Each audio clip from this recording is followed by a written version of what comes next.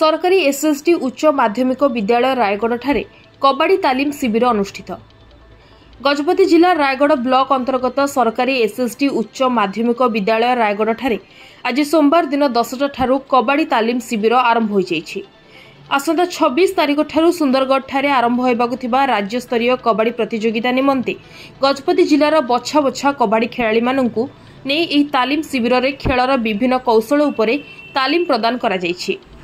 उक्त शिविरटी जिला शिक्षा अधिकारी कार्यालय और भारप्राप्त जिला शारीरिक शिक्षा अधिकारी सुरेंद्र पात्र निर्देश में यह तालीम शिविर आरंभ होता बेले प्रशिक्षक भावे लिंगराज साहू प्रतीक पहाड़ सिंह उपस्थित रही प्रशिक्षण देइछन्ति।